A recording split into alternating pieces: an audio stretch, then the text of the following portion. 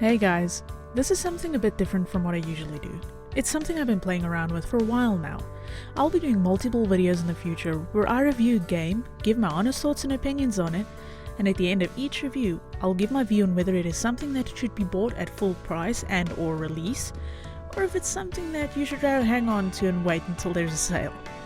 That said, RWBY has a large following, and I myself am a huge fan of the franchise. But to be fair to the review, I had approached the game as a gamer, and not as a fan. So my thoughts and opinions in this video are based upon that. Nothing, or no one, influenced me into saying anything. That said, let's get on with this. In 2014, a fan of RWBY had created a game based off the webtoon using the Unity engine and had named it RWBY Grimm Eclipse with a single M. It was picked up by Rooster Teeth, who had hired the creator and who had changed the spelling to reflect the spelling of the creatures of the world of Remnant. A playable demo was made available at RTX 2014, with the game being the first in-house game Rooster Teeth had developed. The game was released on early access for Steam December 1st, 2015, before going full release October 13th, 2016. Xbox One and PlayStation 4 releases landed on shelves January 17th, 2017. The game plays off in Volume 1, with a lot of the levels playing off in the Emerald Forest, Mountain Glen, and the Forever Fall Forest. There are some locations that they added to the game that were not part of the show, but I won't be spoiling you guys and giving those away.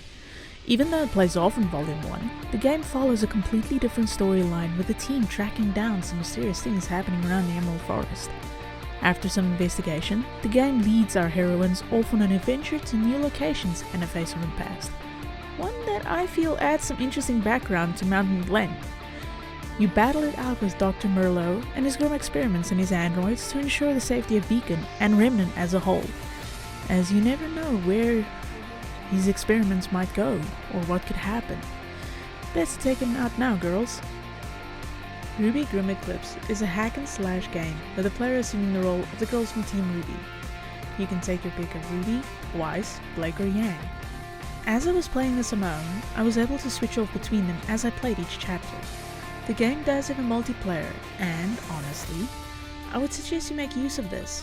I'll get to why I said that at the end of the video. The combat isn't bad, but it isn't good either, with movement feeling somewhat floaty. Ruby and Blake are the speed fighters that have insanely long attack combos which you can cheese the smaller enemies into submission with. Yang didn't feel like the strong, hard-hitting brawler as we know her in the show. Her attacks were weak and just didn't have that weighty feel I would have expected her to have. Weiss is incredibly overpowered, able to take down some of the larger Grimms super fast using only her long-range attack. That said, you only have a light attack, a heavy attack, and a long-range variant to work with.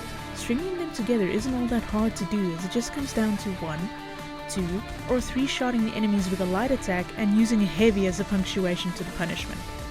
Their ultimates are unique as expected, but they themselves felt rather unimpressive to me apart from Weiss, whose ultimate can annihilate a rather large group of Grimm.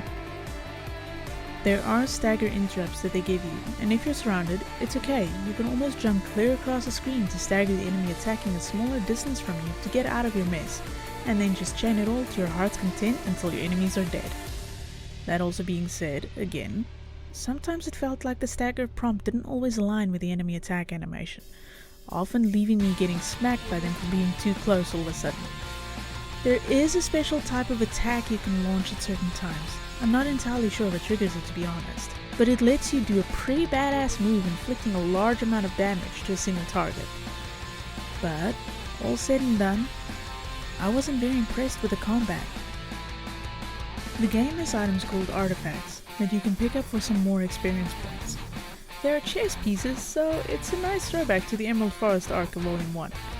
Your only other source of XP, apart from the Grimm, are crates and clay pots of various makes or design that, if destroyed, might yield you a shiny little orb of experience. Your health bar is canonically renamed an aura bar, and I learned to hate the hell out of it. After only a few hits from the enemy, it hits a depleted status, giving your screen a lovely red tint, and if you get hit again, you die.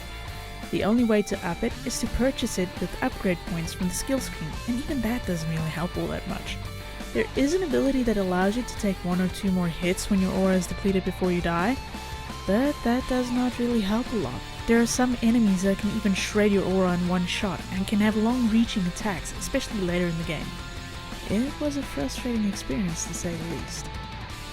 As a fan of RWBY, I was pretty happy with just running around in Remnant, but as a gamer, I was actually disappointed with it.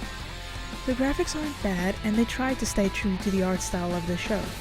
I thought it was pretty decent for a first game from Rooster Teeth, seeing as they had never done this before. The voice acting was okay, and they used the original voice actors from the show to voice Team RWBY, Professor Ospen, Oobleck, and Port. But, having played it on my own, there were moments where the character I was playing as would make a comment which I assume a teammate would have probably had an answer to. It felt a tiny bit out of place. The soundtrack isn't bad either, but I do miss the vocals that we are used to by Casey Lee Williams. I will admit, there were moments where the music wouldn't completely match up with what was happening on screen. Sometimes it made me feel really hyped that I was running. Buying the game from Steam gives you Team RWBY to use, with Team Juniper being viable DLC. There are also costume options for purchase. It was a bit disappointing to me as I was actually in favor of Volume 5 and 6's outfits. Okay, hear me out. I finished this game in under 3 hours. I don't really feel the need to spend money on an outfit that I will only see for such a short time. Yes, I'm a little bit frugal like that. What I would have appreciated was maybe if they had a reward system for finishing a challenge or a trial. For instance, reward me with an outfit for finding all of the artifacts on a level. It can be quite challenging trying to find them all. If I have to be honest, I would have been far more excited about this game if they told me that I could create my own huntsman or huntswoman that just either joined an academy or is freshly graduated from one, and then take it from there. Make the player character then meet the various teams from the show and interact with it, and then let them carve their own path as said huntsman or huntswoman. That is a game of RWBY I want to see and I want to play. As it stands though, this is something I think only hardcore fans would appreciate and enjoy, but for someone that picked it up without knowing anything about RWBY, it might be a letdown, and it is a super short game. This is something you should buy on a sale and not on full price. Oh, and yeah, play this with other people on multiplayer. You'll thank me. Some of the bosses and levels can get frustrating if you play it on your own. And there you have it guys. This has been my review of RWBY Grimm Eclipse. It wasn't my intention to badmouth the game or upset anyone. I really did try looking for good things to say about this game, but the only good thing I found was that it could be fun with friends and add some interesting things to the history of Mountain Glen. As I said in the disclaimer at the start of the video, this is just my experiences and opinions of the game as approached from the view of a gamer and not a fan. Thank you for watching, remember to subscribe and hit that notification bell if you want to know what I'm up to. Or you could join my Discord, even follow me on Twitter. Both links will be in the description box below. Until next time, I will see you later.